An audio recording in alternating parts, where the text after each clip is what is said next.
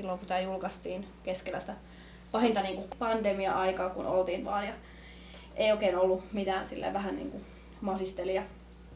Muutenkin oli vähän sellainen niin kuin elämänhakuisessa, niin tässä on jotenkin hirveän mukava tämä niin kuin teema. Että niin kuin, että elämä jatkuu, vaikka niin kuin nyt ollaankin hyvin erilaisessa tilanteessa.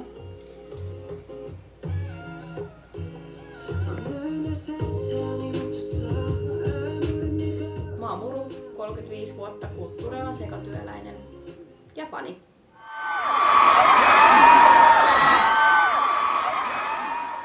Tässä on osa mun kokoelmasta. Tosiaan kaikki ei mahdu ole tällä tavalla esillä, mutta nämä kaikki on siis BTS-levyjä, joka on ehkä mulle siis silleen niin kuin, no se toiseksi tärkeä ryhmä.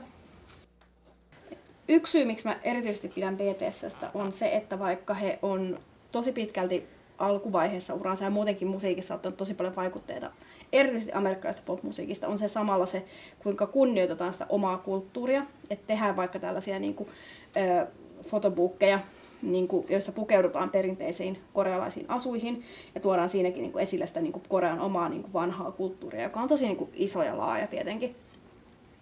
Musta tuntuu, että tämä fanittaminen on kulkenut mulla mukana ihan lapsuudesta asti. Et varmaan ensimmäinen asia, mitä mä muistan fanittaneeni, on ollut Ghiblin elokuvat, kun ne tuli joskus 90-luvulla tuolta Yleltä, niin ne jätti mulle tosi vahvan semmoisen muistikuvan. Niitä mä oon varmaan ensimmäisenä fanittanut. Ja sitä kautta luonnollisesti tuli kaikki niin kuin Japani ja tällaiset siihen mukaan. Sitten tietenkin Ysärin lapsena olen fanittanut poikabändit, eli Backstreet Boysit ja tällaiset. Varmaan 10 vuotta sitten mä ihastuin sellaiseen korealaiseen bändiin kuin SHINee. Ja sen myötä sitten tuli K-pop-elämään. Ja sitten nykyään mä tykkään koko K-popissa muutamasta yhtyeestä, erityisesti BTS:stä ja SHINeesta. K-popissa niin tykkään siitä tosi paljon, että on sellainen niin yhteisö, vaikka tämä onkin tosi pitkälti virtuaalinen yhteisö, missä sä oot osana. Mutta mullakin on kuitenkin onneksi ystäviä, joiden kanssa pystyy puhumaan tästä asiasta, niin se on sellainen yksi, mistä mä tykkään. Sitten tietenkin tuo silleen, sitä niin kuin taiteellista nautintoa, kun mä itse työskentelen kulttuurialalla ja mulle kulttuuri on tosi tärkeää, niin se, että mä näkisin tämmöisen sellaisena niin kuin taidemuotona, että se on monialainen taidemuoto, että se ei ole pelkästään musiikki, se ei ole pelkästään visuaalisuus, vaan se on niin kaikki niin kuin yhdessä luo mun mielestä tässä, varsinkin tässä genressä tosi selkeästi semmoisen niin paketin. Ja kyllä pakko myöntää, että kyllähän tässä niin kuin tämän korona-aikana kuoli kotona ja teki töitä kotona ja kaikki tapahtui kotona, niin kyllähän se tuo semmoista tietynlaista eskapismia omaa elämää, että pystyi niin kuin laittaa pyörimään viikoittain tiettyyn aikaan, alkaa Koreasta streamina tietty niin kuin, variety show, niin laittaa sen, niin pystyy niin kuin, silleen sen myötä vähän rakentaa sellaista, niin kuin, että jotain mitä odottaa muutakin kuin sitä seuraavaa Teams-kokousta. No, siis pakkohan on myöntää, että onhan siinä siis silleen, onhan nehän todella siis hyvännäköisiä miehiä ne on mun mielestä, mutta mä en koe, että se ulkonäkö on mitenkään mulle tärkeä tai tämmöinen niin kuin yliseksuaalisointi, koska se ei ole se, mitä mä haen siitä. En ehkä haluaisi jakaa arkeani heidän kanssaan, vaikka kuinka ihania he ovatkin. Hänen kanssaan minä haluan jakaa arkeni. No, se on sillain mieluisa harrastus siinä, missä mikä tahansa muukin, että se ei ole, siis se on mun mielestä ihan sellainen normaalia toimintaa, kun tietää mitkä Murun kiinnostuksen kohteet muutenkin on yleensä, niin kyllä mä oon ihan sillain niin tuen sitä niin sanotusti.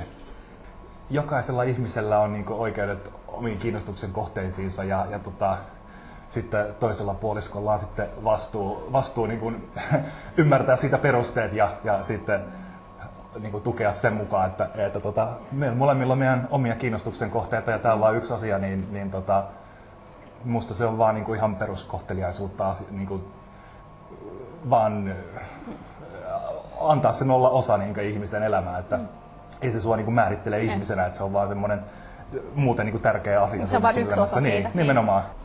Me ollaan reissattu tosi paljon siellä ja usein on niin kuin, ollut kavereita mukana, jotka on kiinnostunut tästä kanssa aiheesta, niin Jari on sitten tullut siinä mukana. Mikä se on tää sun kommentti, että kunhan siellä on hyvää ruokaa, niin sä tulet.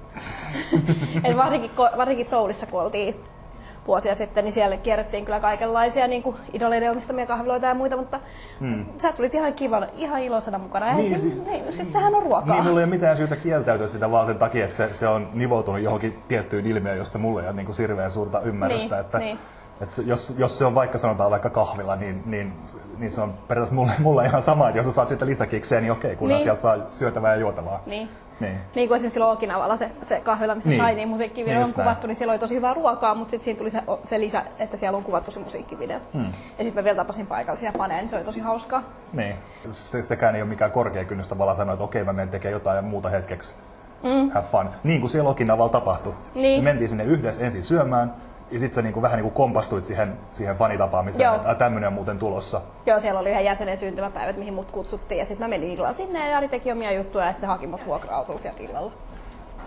En mä näkisi, että mä olisin niinku tässä skenessä, jos mulla ei olisi ihmisiä, joiden kanssa tehdä tätä, että se olisi vähän semmoista niinku... No se yksinäistä. Mutta niinku ehkä tässä on just sellainen, niinku, miten sen sanoi, tiivistyy se semmoinen niinku yhteisöllisyys, että on vähän silleen niinku nihkeellä yksin ollut tekemään toi kaikki. On, ja kyllähän me nyt siis muutenkin aina, jos tulee uusia julkaisuja tai... Niin sitten kuunnellaan ja jutellaan ja sitten niinku arvostellaan. Tämä on hyvin tärkeää. Jaetaan viestikanavissa, että nyt se tuli se kuva ja se taas se taas tulee se jee. Ja sitten niinku silleen keskustellaan siitä musiikista. Ja... Niin, ehkä siis mulla varsinkin töissä mä en ole hirveästi puhunut, ellei mä sitten on niinku yhdessä vanhassa työssä. Mulla oli se mun yksi työkaveri, joka kans tykkäsi K-popista. Niin sit me niinku löydettiin toisemme, mutta siinkin kesti varmaan pari vuotta, että me niinku tajuttiin, että molemmat tykkää. Niin, mutta se on just se, koska ei ihmiset mainosta sitä. Ei, että sitten semmoisista niinku pienistä merkeistä saattaa huomata, jos joku roikkuu joku tietynlainen pehmolelu tai vaikka joku pinssi tai paita, niin niistä sit saattaa sille vähän ehkä, tai nykyään puhelimen kuoret. Mutta ei tollasista niinku monista muista, ei sitä niinku, en mä tiedä. Ehkä sit, jos on aikuinen, niin sit se on jotenkin ainakin täällä paljon sellaista niinku hillitympää, että jos sä oot tuolla meta-asiaan, niin ei kukaan, no Japaniin, niin ei kukaan sua kato oudosti, sähän oot nuori siellä. Niin oot, aivan varsinkin Shinyin keikoilla. Mä muistan ikuisesti ne yliäänekkäät mummut, jotka pyysi multa anteeksi, kun mä pelästyin niiden huutamista. Se oli hienoa. Niin, ne ketä mä oon tutustunut siellä, niin ne on kans niinku kaikki kuitenkin periaatteessa perheellisiä, oma vanhempia. Niin, mutta ne on vaan silleen, niin. Se on niinku niille harrastus. Niin ehkä mä en ole töissä saanut sellaisia, mutta ehkä joillain niinku vanhoilta kavereilta tulee sellaista. Sekä ei ole semmoista, niinku se ennakkoluulo tulee sellaisena, niinku, että ne vähän niinku hämmentyy siitä. Että vieläkö sä tykkäät. Ja silleen, että jos puhuu siitä, että lähtee jonnekin, vaikka keikkamatkalle, niin saattaa tulla vähän. Että en mä ehkä kaikista matkoista edes maininnut kaikille, että miksi mä menen sinne. Niin, että mä menen vaan Saksaan, mutta ei ehkä mainita, että mä menen sinne keikalle. Niin, no joo, totta. Niin, koska se on ehkä vähän sellaista niin itsesensuuria. Mutta ehkä siinä on semmoinen tietynlainen, niin kun on se oma yhteisö sit siellä, niin kuin, just niin kuin tällä tavalla on se yhteisö ja sitten on se internetyhteisö. Niin sitten ehkä ne niinku silleen tuo sen, niinku, että siellä pystyy olemaan. Niin kuin mä sanoin just se oma itsensä.